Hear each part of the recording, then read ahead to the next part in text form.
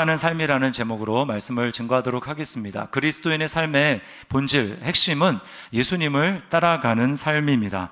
보통은 우리는 이제 그리스도인의 삶을 하면 믿는 삶, 믿는다, 이렇게 믿음이라는 말로 이야기를 하죠. 자, 그런데 믿는다라고 할 때 거기에 함정이 있습니다. 어떤 함정이 있습니까? 과거에 내가 예수를 주라고 고백하고 예수님을 영접하던 그 과거의 사건, 그때의 일로만 생각할 수 있다라는 거예요. 그럴 때 우리는 무엇을 놓치게 됩니까? 지금은 내가 예수님을 믿고 있는가? 라고 하는 것을 우리는 놓칠 수가 있는 것입니다.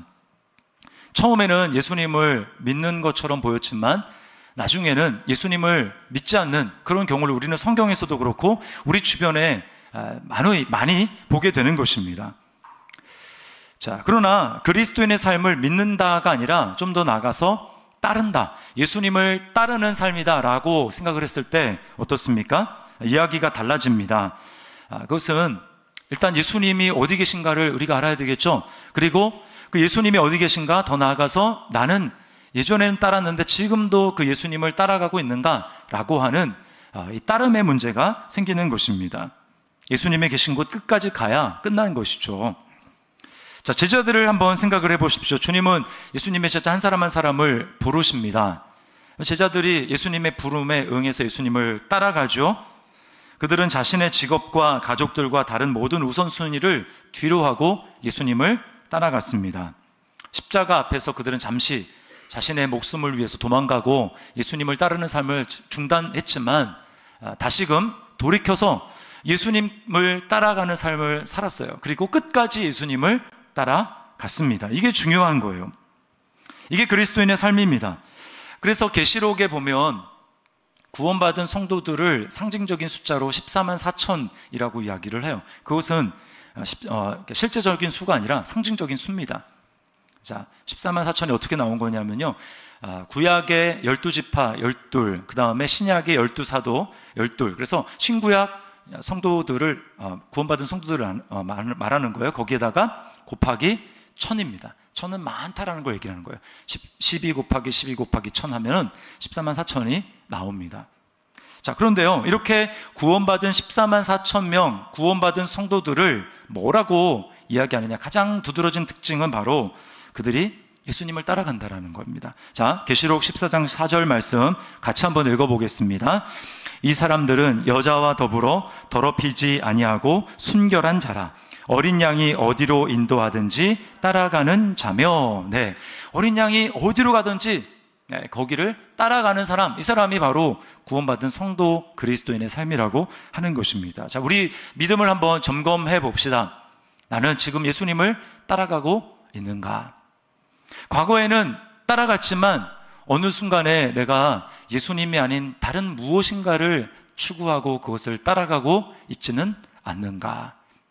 우리가 우리 자신의 믿음을 점검해 봐야 하겠습니다. 자, 그러면 예수님을 따라가는 삶이라는 게 도대체 무엇이고 어떻게 우리가 예수님을 따라갈 수 있을까요? 자, 첫 번째는 예수님을 따르는 삶은 예수를 주로 고백함으로 시작이 된다라는 것입니다. 오늘 본문은 제자들이 예수님을 주인으로, 주라고, 주님이라고 고백하는 장면이에요. 29절을 보세요. 또 물으시되 너희는 나를 누구라 하느냐? 베드로가 대답하여 이르되 주는 그리스도시니이다 하매. 제자들이 지금 이 시점은 예수님을 따라다니는 지 거의 3년 정도 시간이 되었을 때입니다. 그들이 예수님을 주라고 고백하는 데는 시간이 걸렸어요. 예수님을 알아가는 시간이 필요했습니다. 예수님은 그들과 함께 시간을 보내면서 또 그들은 예수님과 함께 시간을 보내면서 예수님이 행하시는 놀라운 기적을 보았습니다. 그리고 예수님의 가르침을 직접 경험을 했어요. 그걸 통해서 야, 우리가 알고 있던 상식이 깨지는구나. 야, 이분은 도대체 누군가? 라고 하는 수많은 이 자신의 생각이 깨어지는, 편견이 깨어지는 시간이 있었습니다. 예수님이 어떤 분인지 알아가는 것이죠. 그리고 마침내 예수님이 그들에게 기회를 주었을 때, 물론 저는 오늘 본문이 이들이 주라고 고백했기 때문에 지금 구원받았다, 그런 의미는 아니라고 생각을 합니다. 이전에는 예수님이 주인이라고 하는 것, 하나님이라고 하는 사실을 이들이 알고 있었어요. 그럼에도 불구하고 예수님은 그들에게 나를 주인이라고, 예수님을 주인이라고 고백할 수 있는 기회를 주고 계시는 것입니다. 여러분, 이것은 쉬운 일은 아닙니다. 그 당시에 이미 유대인들은 예수를 주님이라고 또 그리스도라고, 그리스도를 다른 말은 구약에서는 메시아라고 하는 거죠. 똑같은 말이에요. 예수를 메시아라고 인정하는 사람은 출교하겠다라고 이미 그렇게 결정을 한 상태였습니다. 여러분, 출교라는 것은 만만한 일이 아니에요. 그 공동체에서 추방당하는 겁니다. 거기 살더라도 투명인간 취급을 하는 거예요. 얼마나 힘들겠습니까? 때로는 경제활동을 할 수도 없고요. 그리고 가족과 그 마을 공동체로부터 완전히 그냥 쫓겨나는 것입니다. 지난 여름에 최인혁 선교사님을 모시고 우리가 물론 금요일 저녁 때이긴 하지만 우리가 말씀을 들었잖아요. 그러면서 놀라운 하나님의 역사를 우리가 듣게 됐는데, 그게 뭐냐면 그 선교사님과 함께 성경 공부하는 그 모임에 나오던 형제가 드디어 세례를 받기로 작정을 했다라는 겁니다. 세례. 무슬림을 상대로 선교사님이 사역을 하고 계시잖아요. 그럼 무슬림이 세례를 받는다, 이거는 쉬운 일이 아니에요. 이전까지 비밀리에 그 모임을 가지면서 거기서 성경을 통해서 예수님은 이런 분이구나 라고 하는 것과는 차원이 다릅니다. 그때는 비밀이기 때문에 몰라요, 아무도. 근데 이제 내가 예수님을 믿겠습니다, 자신의 믿음을 여러 사람 앞에서 공포하고 강해서 세례를 받는다? 자기 믿음이 이제 다 알려지는 겁니다. 저 사람 예수 믿는 사람이었어? 개종을 해? 그러면 가족에서부터 그 사람을 멀리하고요, 공동체에서 추출당하고 심하면 죽음까지 당할 수 있는 것이 무슬림이라는 문화권에서 예수님을 믿는 거예요. 쉬운 것이 아닙니다. 근데 어떻게 그가 세례를 받게 됐습니까? 성경 공부를 하는 중에 예수님에 대해서 점점 알아가는 거예요. 예수는 알라와 이렇게 다르구나, 예수님은 무함마드와 이렇게 다르구나 라고 하는 것을 통해서 자신이 가지고 있던 상식이, 편견이 깨어지기 시작하는 겁니다. 그러면서 속으로 갈등하는 거예요. 예수님을 내가 믿게 되면 나는 무엇을 얻을까? 예수님을 믿으면 나는 무엇을 잃게 될까? 이 두 사이에서 계속 저울질을 하는 겁니다. 그러다가 예수님을 알아가고 예수님이 어떤 분인지 무게가 점점 거기에 실리기 시작하고, 예수님을 믿는다라는 게 이런 의미라는 것이 점점 더 선명해지고 자신에게 큰 의미로 다가오자 이제 저울추가 확 기우는 거죠. 내가 손해를 본다 할지라도 예수님을 믿는 것이 나에게 잃어버리는 것과 비교할 수 없구나 라고 그 결단이 서니까 비로소 세례받기로 작정하는 것입니다. 여러분, 이것이 바로 예수를 주로 고백하는 거예요. 이제까지와 다릅니다. 예수를 주로 나의 주님이시고 나의 하나님이시고 내 삶의 중심이시고, 이제까지는 내가 주인이 돼서 내 삶대로, 내 생각대로, 내 기분대로 모든 일을 행했다면, 이제는 내가 당신의, 쉽진 않겠지만, 내가 잘 살아갈 자신이 없겠지만, 그러나 당신이 내 삶의 주인이 돼서 나를 다스리시고 이끌어 주시는 대로 내가 그렇게 순종하며 가겠습니다. 넘어지겠지만 다시 일어나 그렇게 가겠습니다 라고 하는 거예요. 여러분, 이게 바로 놀라운 구원인 것입니다. 예수님이 귀한 걸 아는 거예요.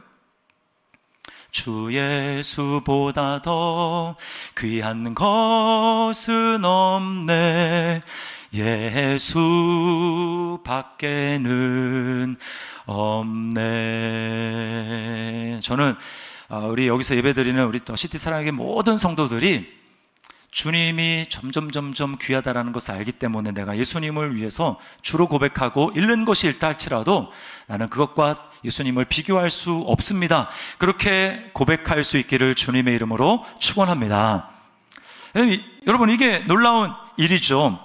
마음으로부터 예수를 주로 믿고 그렇게 입으로 시인할 때 그 사람에게 하나님의 놀라운 구원이 임한다고 성경은 말씀하고 있습니다. 자, 로마서 10장 9절 10절 말씀 같이 한번 읽어보겠습니다. 네가 만일 내 입으로 예수를 주로 시인하며 또 하나님께서 그를 죽은 자 가운데서 살리신 것을 네 마음에 믿으면 구원을 받으리라. 사람이 마음으로 믿어 의에 이르고 입으로 시인하여 구원에 이르느니라.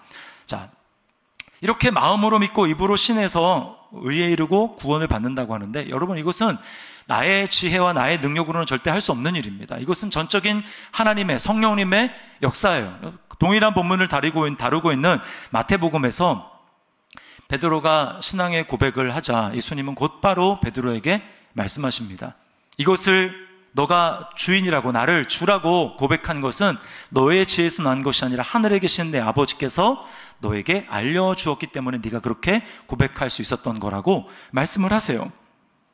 여러분, 내 인생의 주인 노릇을 하기에 나 자신이 얼마나 불안하고 불완전한 존재고 연약한 존재라는 것을 성령님이 우리의 눈을 열어서 보게 해주셔야 됩니다. 그래야 내가 이제껏 내 인생의 운전대를 잡고 내가 원하는 대로 운전하며 다니지 않았습니까? 그렇게 내가 꽉 잡고 있던 운전대를 어떻게 한순간에 그것을 주님께, 하나님께 양도할 수 있겠어요?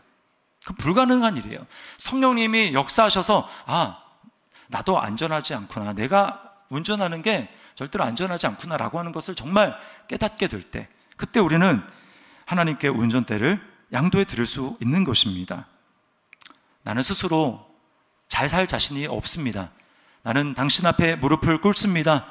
주님이 나의 주인이 되어 주십시오. 내 삶을 인도해 주십시오. 내 걸음을 인도해 주십시오 라고 하나님 앞에 무릎 꿇는 것, 그것은 하나님의 은혜 아니면 절대 할 수 없는 고백이에요. 여러분은 하나님께 항복하고 그분의 다스림과 통치를 받기로 결단하셨습니까?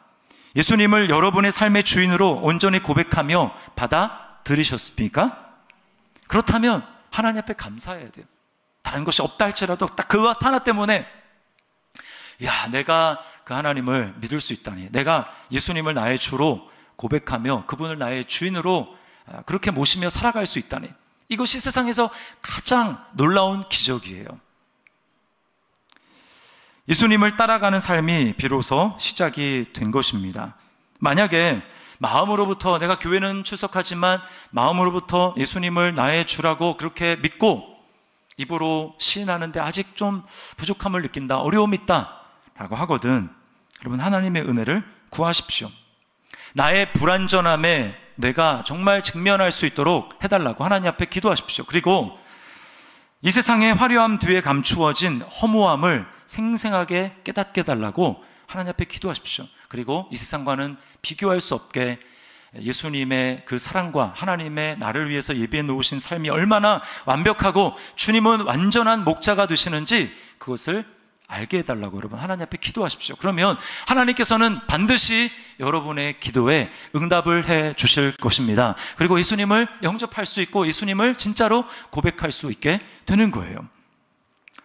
자, 고백했다면, 예수님을 나의 주로 고백했다면 그 다음에 무엇일까요? 그 다음은 바로 거짓자를 죽이며 살아가는 삶입니다. 자, 제자들이요, 예수를 주라고 고백하자 예수님은 이윽고 기다렸다는 듯이 자신이 고난을 받을 것과 십자가에서 죽을 것에 대해서 말씀을 하십니다. 그리고는 부활할 것에 대해서 말씀을 하세요.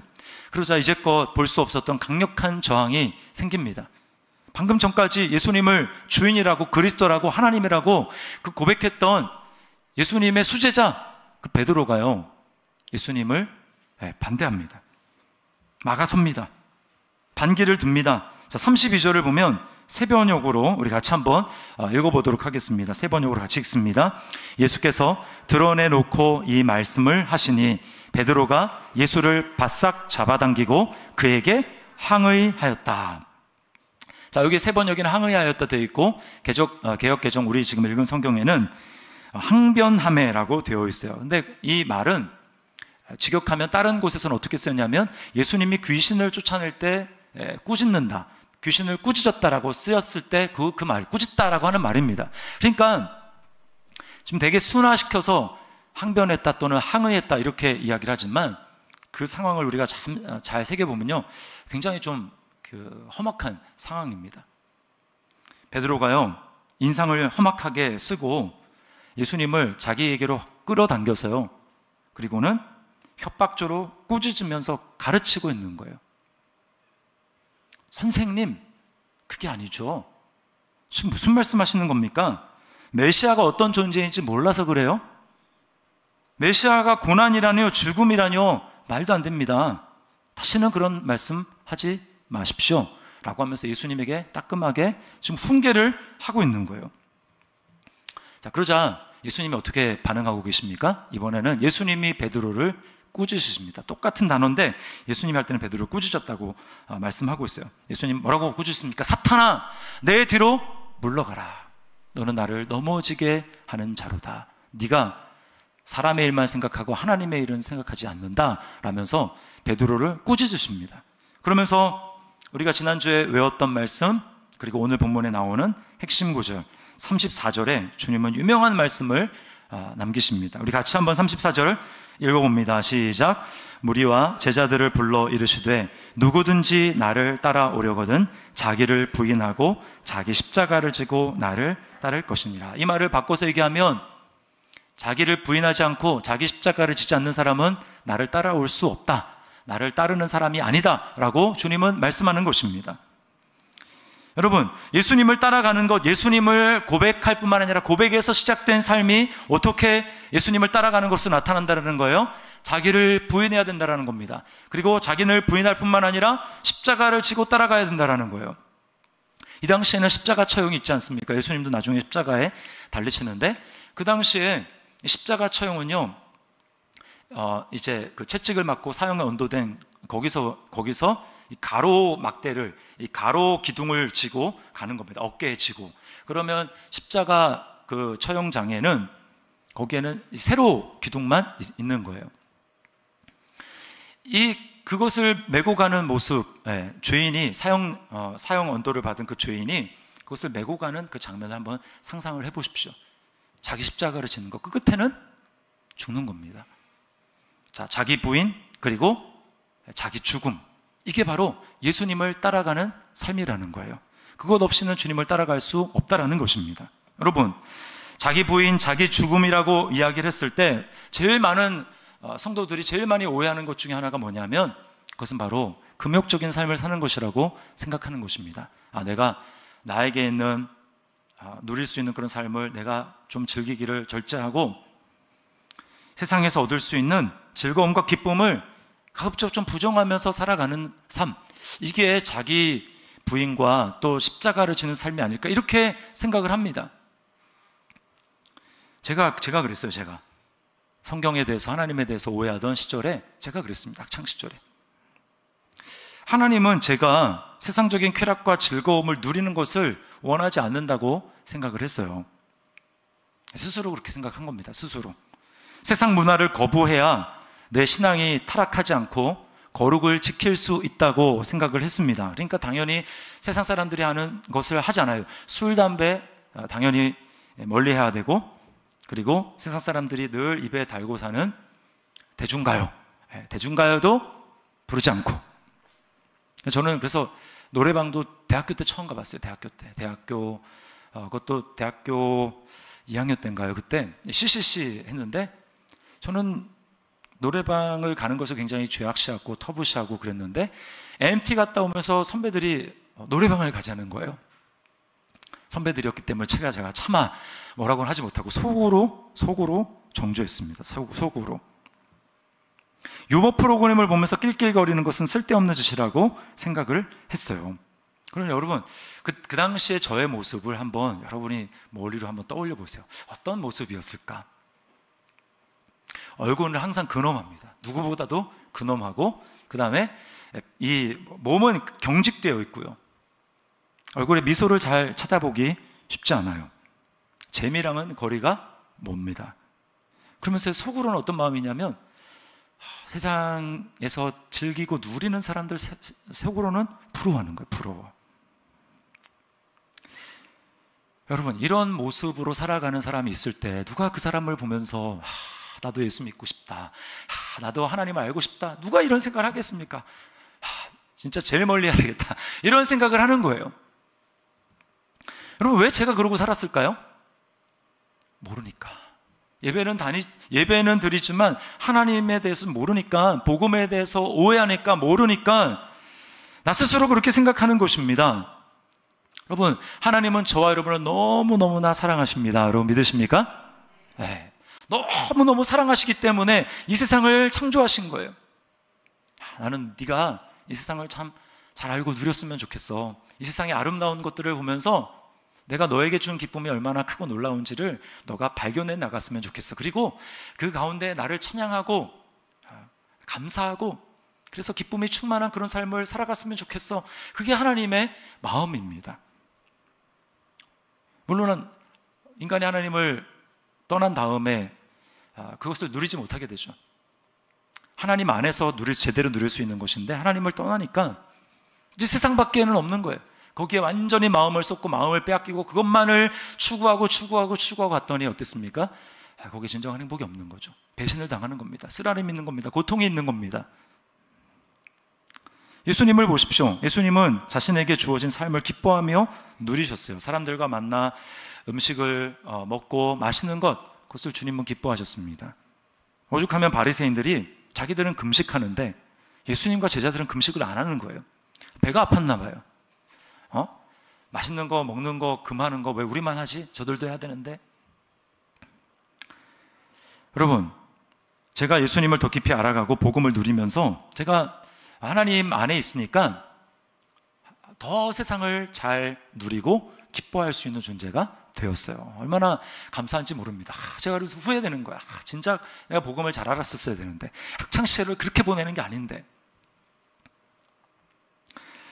그렇다고 제가 세상을 즐기고 기뻐하고 누리니까 여러분 하나님을 사랑하지 않을까요? 아닙니다.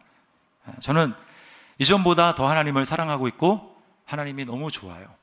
하나님을 너무나 사랑하고 하나님을 열망하고 하나님을 추구하는 삶을 살아가고 있어요. 자, 여러분, 금욕이 주님을 자기를 부인하고 십자가를 지는 게 아니라고 한다면 그럼 뭐가 주님 그 자기를 부인하고 십자가를 지는 삶일까요? 그러면 자기를 부인한다는 건 도대체 무슨 뜻일까요? 그것은요, 거짓자를 부인한다는 뜻입니다. 거짓자. 예수 그리스도 안에서만, 오직 그 안에서만 진리가 있기 때문에 그 예수님을 기초로 삼아서 살아가게 될 때 우리가 진정한 참 자아를 누리며 그렇게 살아갈 수 있는데, 예수님 밖에 있는 것은 어떻습니까? 거짓자예요. 거짓자. 그 거짓자의 핵심, 옛자의 핵심은 바로 성취를 통해서, 이 세상의 성취를 통해서 내가 쓸모있는 존재라고 생각하게 만드는 것입니다. 그것이 바로 거짓자의 핵심이에요. 성취에 자신의 정체성을 두는 것입니다. 그리고 또 눈에 보이는 그런 상황과 환경을 바로 거기에 대한 생각과 감정을 바로 나라고 생각하는 거예요. 여러분, 베드로와 제자들을 보십시오. 이들은 지금 거짓자로 예수님을 따라가려고 합니다. 예수님을 섬기려고 합니다. 예수님이 왕 위에 앉으시면, 왕의 자리에 앉으시면 그제서야 비로소 자기들이 원하는 꿈이 완성이 되는 거거든요. 자기들도 높은 자리를 다 하나씩 받아서 이제 세상을 향해서 갑 중에 갑으로 군림하며 살아갈 수 있는데, 갑자기 그렇게 예수님을 쫓았는데 그 끝에 갑자기 예수님이 김 빠지는 소리 하니까, 죽는다고 하니까 자기들의 이 생각이랑 틀려지는 겁니다. 예수님은 죽어서는 안 되는 거예요. 예수님 권한받으면 안 되는 겁니다. 예수님으로 보상을 받아야 된다고 생각하는 것이죠. 여러분, 오늘날을 보십시오. 오늘날 세상을 보면 다 똑같은 메시지를 던지고 있어요. 그건 뭐냐면, 너가 얼마나 성취했는지가 너의 정체성이다 라고 이야기를 하는 겁니다. 외모로 성취하든지 재물로 성취하든지 아니면 어떤 높은 지위로 성취하든지, 그것이 있어야 내가 뭔가 좀 쓸모있고 유용한 사람이라고 이야기를 합니다. 그런 성취를 이루지 못하면 너는 별로 그렇게 유용하지 않아, 별로 쓸모없어, 이렇게 이야기하는 게 세상입니다. 제가 최근에 유튜브에 이제 이런 질문이 올라온 걸 봤어요. 뭐냐면 이제 다시 태어난다면 점점점 하고 두 가지 이제 선택할 수 있도록 되어 있습니다. 첫 번째는 다시 태어난다면, 첫 번째 이재용 자식으로 태어난다. 두 번째 차은우 자식으로 태어난다. 이 두 가지 질문. 여러분, 차은우 누군지 아시죠? 그 아이돌 가수잖아요. 너무나 잘생긴. 여러분은 뭐를 선택하시겠습니까? 누구 자식으로 태어난 걸 선택하시겠습니까? 제가 사람들 어떻게 했나 보니까 이재용 자식으로 태어나겠다는 사람이 압도적으로 많았어요. 지금 얼굴은 못나도 돈으로 뜯어 고치면 되지 뭐 이런 생각하는 것 같아요. 여러분, 이것이 세상입니다. 다 성취를 향해서, 그런 성취를 이루지 못했으면 남과 비교해서 떨어지네. 그러면 자기 자신이 초라해지는 거예요. 근데 안타깝게도 예수님을 믿는 성도들도, 그리고 교회 안에서도 이런 일들이 많다라는 것입니다. 제가 이제 최근에 알고 지냈던 후배 목사님의 소식을 이제 접했는데 저한테 뭐 카톡이 왔어요. 이제 자기가 목회학 박사과정을 이제 한다는 거예요. 박사과정 하는 건 참 좋은 일인데 그 자초지종을 알고 보니까 참 마음이 쓰라렸습니다. 이게 뭐냐면 이분이 되게 사역도 잘하고 설교도 진짜 잘해요. 진짜 잘하고.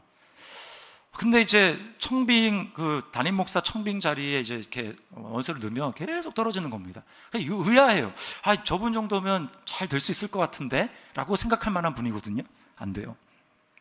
근데 이제 동료 목사님이 있는데 그분이 딱 냈어요. 근데 그분은 되게 평범한 분입니다. 설교도 뭐 그렇게 이 목사님에 비해서 잘하지 않고 사역도 그렇고. 근데 됐어요. 적지 않은 교회, 규모가 작지 않은 교회에 된 겁니다. 근데 알고 봤더니 어떻게 됐나? 이분에게는 학위가 있었던 거예요. 박사 학위.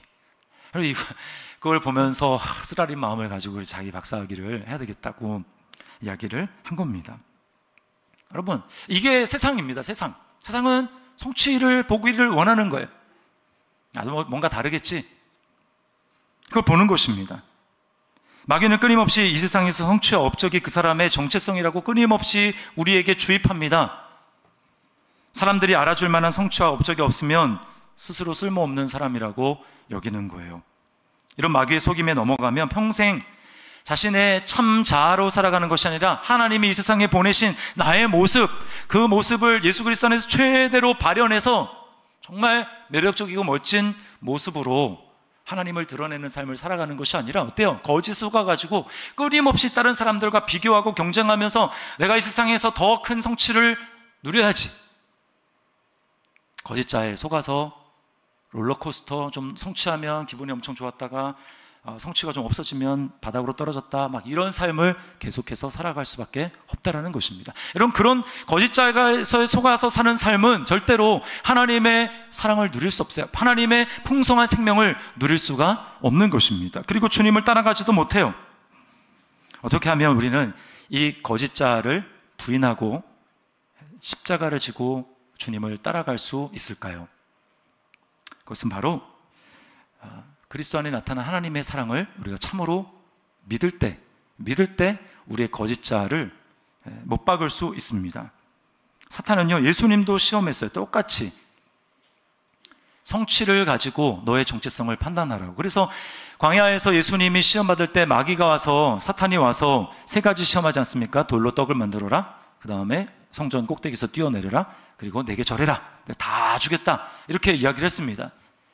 그런데 거기서 세 가지 그 시험에 공통적으로 앞에 단 전제 조건이 있어요. 마귀가. 그게 뭔지 아십니까? 네가 만일 하나님의 자녀, 하나님의 아들이거든, 아들이어든. 예수님이 그거 하지 않아도 예수님 이미 하나님의 아들입니다. 이미 사랑받는 하나님의 아들이었어요. 근데 마귀는 그걸 증명하라는, 너의 성취로, 너의 업적으로 네가 하나님의 사랑받는 아들이란 거 증명해야 되지 않겠어? 라고 얘기를 합니다. 그러나 주님은 거기에 속아들지 않았어요. 왜? 이미 주님은 하나님 아버지의 사랑으로 충만해 있었거든요. 그날 마귀가 자신을 시험하러 오는 그날 당일에도 주님은 아침 일찍 아버지에게로 나아가 주님과 아버지와 교제하셨어요. 시간을 가지셨어요. 아버지로부터 사랑의 음성을 들었습니다. 나는 너를 기뻐한다. 너는 내 사랑하는 아들이다. 이 음성을 들었습니다. 그러니까 거기에 넘어가지 않는 것입니다. 여러분, 사단은 끊임없이 예수님에게 사람들의 박수갈채를 받는 메시아가 되는 길을 선택하라고 이야기를 합니다. 그러나 주님은 끝까지 십자가의 길을 고집해요. 십자가는 뭡니까? 주님이 하나님으로, 또 주님의 지위, 주님이 성취하신 그 모든 것, 그 업적을 다 내려놓는 길입니다. 하나님으로서의 능력을 발휘하지 않는 길이에요. 사람들은 끊임없이 십자가에 달린 예수님을 바라보면서 내려오는 능력을 한번 보여주라고, 너 자신을 그렇게 한번 증명해 보라고, 그러면 우리가 믿겠다라고 이야기를 했습니다. 그러나 주님은 끝까지 능력을 거기에 쓰지 않으십니다. 인간으로 묵묵히 그 길을 걸어가십니다. 그리고 서서히 죽어가십니다. 왜 그럴까요? 그것만이, 십자가만이 끊임없이 높은 성공의 사다리로 올라가야 행복하다는 거짓의 사슬을 끊어낼 수 있는 유일한 길이기 때문에 그렇습니다. 사람들을 거기서 구원할 수 있는 유일한 길이기 때문이에요. 자기를 부인하고 날마다 십자가를 지고 나를 따르라 라고 하는 삶의 가장 첫 번째 모범을 보여주신 분이 바로 예수님입니다. 예수님이 바로 그렇게 하신 거예요. 자기를 주장할 수 있습니다. 그러나 자기를 주장하지 않으셨어요. 그리고 십자가를 지고 끝까지 갔습니다. 죽으셨습니다. 자기를 부인하고 십자가를 지셨더니 결국 예수님은 생명을 잃고 끝났습니까? 아닙니다. 주님은 참된 생명과 기쁨을 얻으셨어요. 영광을 얻으셨습니다. 성취를 정체성으로 삼는 거짓 자아가 죽는 것이야말로 참 자아, 그리고 참 생명을 누리다는 것을 예수님은 자신의 십자가로 보여주셨습니다. 그러므로 여러분, 나의 거짓 자아를 부인하고 십자가의 것을 못 받기 위해서 우리에게 정말 필요한 것은 뭐냐면 십자가에서 보여주신 하나님의 사랑, 그것을 바라보는 것입니다. 그것이 바로 나를 향한 주님의 사랑이구나 라고 하는 것을 기억하며 그 주님을 바라보는 거예요. 사랑에는 두 가지 사랑밖에 없습니다. 성 어거스틴의 말인데요, 기본적으로 두 가지 사랑밖에 없어요. 뭐냐? 자아를 잊을 정도로 하나님을 사랑하는 사랑과 하나님을 잊고 부인할 정도로 자아를 사랑하는 사랑, 이 두 가지밖에 없다고 얘기를 했어요. 여러분은 어떤 사랑을 추구하고 있습니까? 나의 자아를 잊어버릴 정도로 나는 하나님을 사랑하고 있는가? 아니면 하나님을 잊어버릴 정도로 나는 나를 사랑하는 그 사랑에 매몰되어 있는가? 하나님을 잊을 정도로 나를 사랑하는 그 사랑의 토양에서 자라는 것이 바로 거짓 자아입니다. 거짓 자아가 무너지면 나를 잊어버릴 정도로, 거짓 자아를 잊어버릴 정도로 하나님이 나를 얼마나 사랑하시는지 그 하나님의 사랑으로 내가 충만하게 되어야 하는 거예요. 나를 위해 십자가에 매달리신 그리스도를 주목해야 합니다. 그때 비로소 내 안에 있는 성취로 인정받으려고 하는 나의 거짓 자아가 사라지고 내 안에 그리스도 안에 있는 참 자아, 진정한 정체성이 자리 잡기 시작하는 거예요. 하나님의 은혜가 실제적으로 느껴집니다. 그 하나님의 사랑의 음성이 실제적으로 나에게 들려지게 되는 거예요. 여러분, 그러기 위해서 구체적으로 우리는 하나님께 시간을 내어 드려야 합니다. 하나님과 시간을 보내야 돼요. 그것이 많든 적든 하나님께 시간을 내어 드려야 합니다. 브레넌 매닝의 말을 한번 들어보세요. 이렇게 이야기를 합니다. 자신이 사랑받는 자라는 인식을 키우고 지켜야 참 자아가 자리 잡는다. 그러기 위한 필수 조건은 하나님과 단둘이 시간을 보내는 것이다. 고독 속에서 아바 아버지의 사랑을 받는 자라는 내 정체성이 회복된다. 이제 당신 자신의 정의를 하나님께 사랑받는 자로 완전히 바꾸라. 그것이 당신의 참 자아다.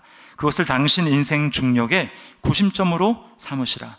다른 모든 정체는 허구다. 여러분, 일단 시간을 내시는 게 중요해요.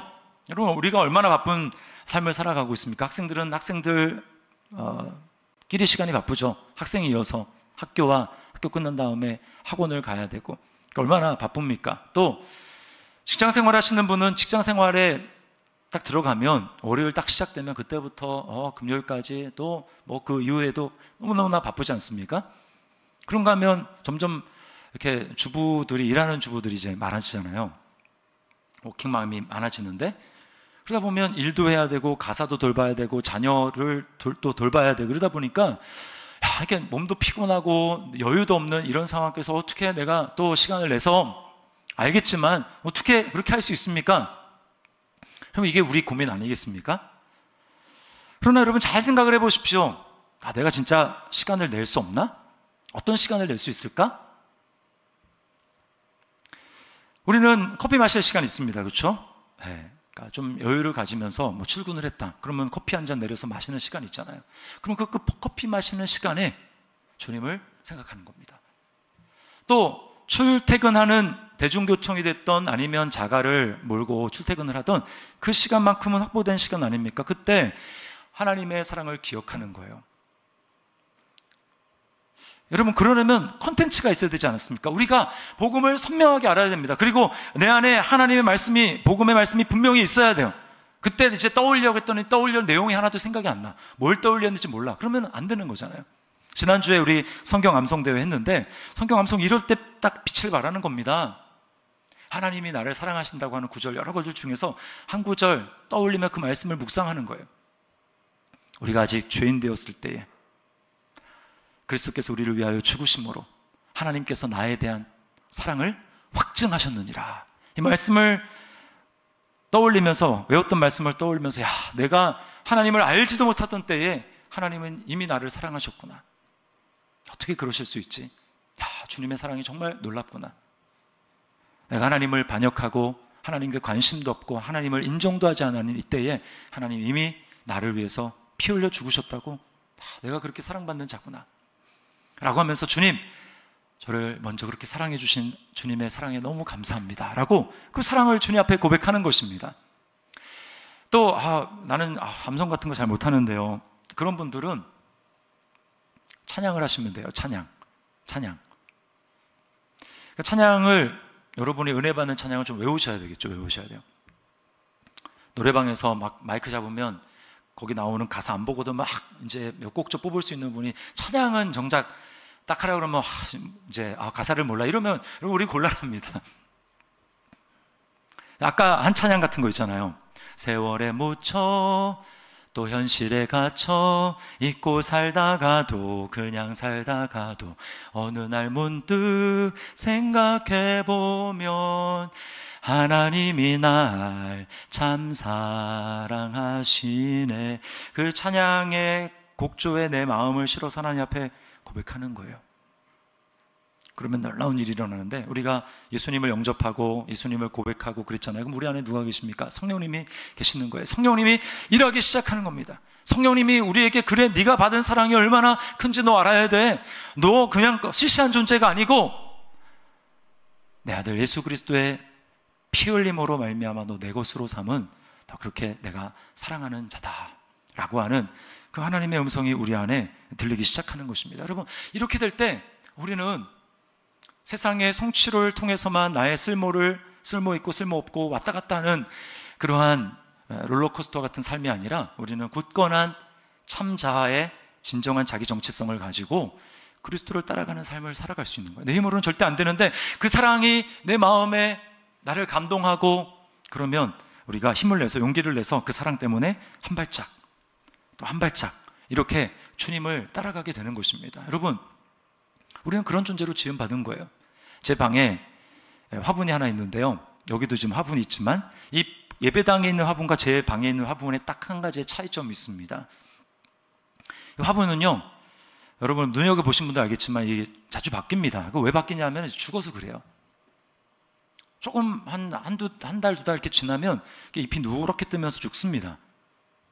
제 방에 있는 화분은 지금 1년이 훨씬 넘었는데 안 죽고 생생하게 파릇파릇하게 살아있습니다.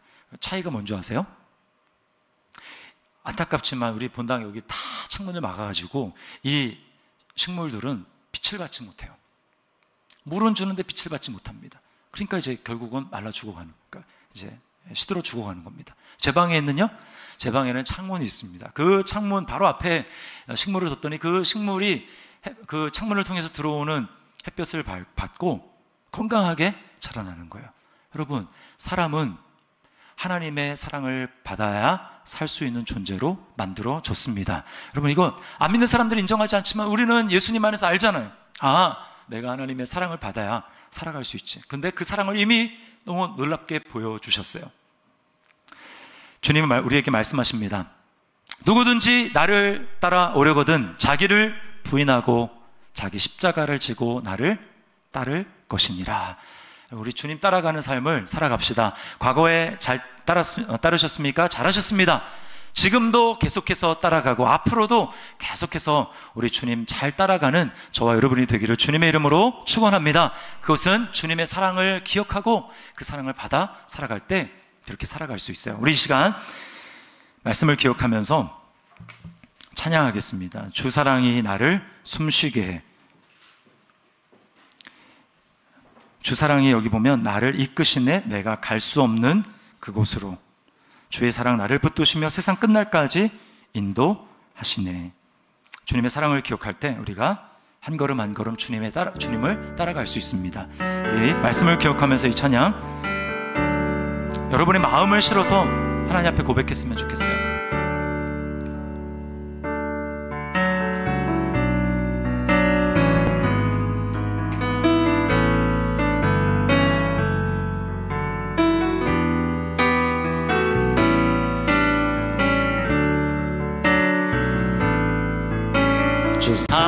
사랑이 나를 숨쉬게 해.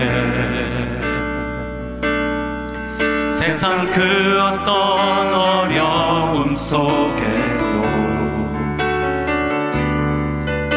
추운 해로 나를 돌보시며 세상 끝날까지 지키십니다. 세상 끝날까지 지켜주신 주 사랑이 나를 이끄십니다. 주 사랑이 나를 이끄시네. 내가 갈 수 없는 그곳으로. 아멘. 주의 사랑 나를 붙드시며 세상 끝날까지 인도하시. 주님만이 내 아픔 아시며 주님만이 내 맘 어루만지네. 어느 누구도 나를 향하시. 주님의 사랑을 끊을 수 없네. 주님만이 내 능력이시며 주님만이 나의 구원이시네. 어느 누구도 나를 향하시. 주님의 사랑을 끊을 수. 우리 처음부터 다시 한번 고백합니다. 주 사랑이 나를 숨쉬게 해. 세상 그 어떤 어려움 속에도. 아멘. 주님 사랑 때문에 숨쉬고 삽니다. 추운 해로 나를 돌보시며 세상 끝날까지 지켜주신 주 사랑이 나를 이끌어 주십니다. 주 사랑이 나를 이끄시네. 내가 갈 수 없는 그곳으로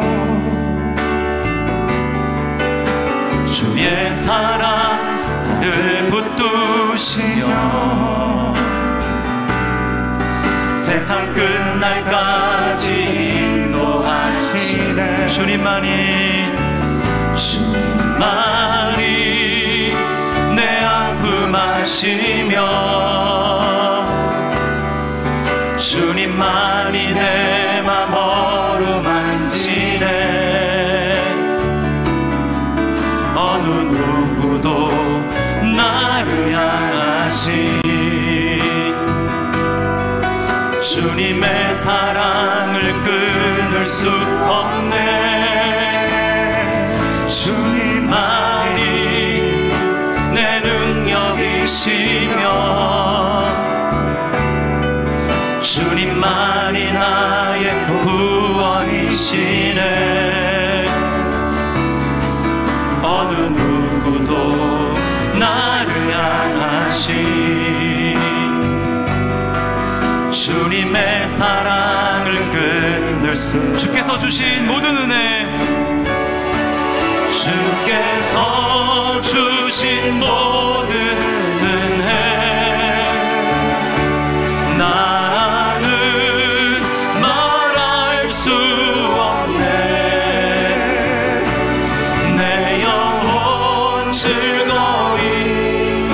주 따르렵니다.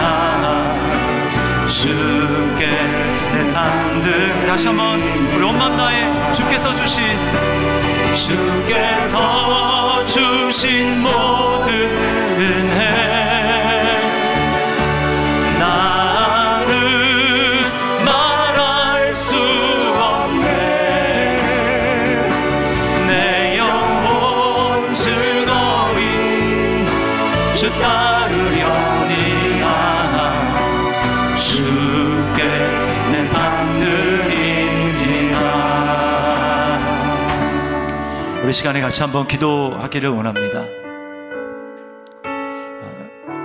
여러분, 입으로 고백하는 게 중요해요. 왜?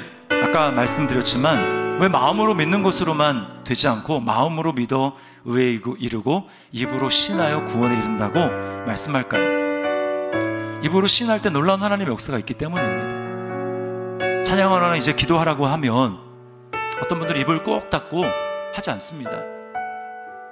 그럼 내 마음이 하나님께로 갈 수가 없어요.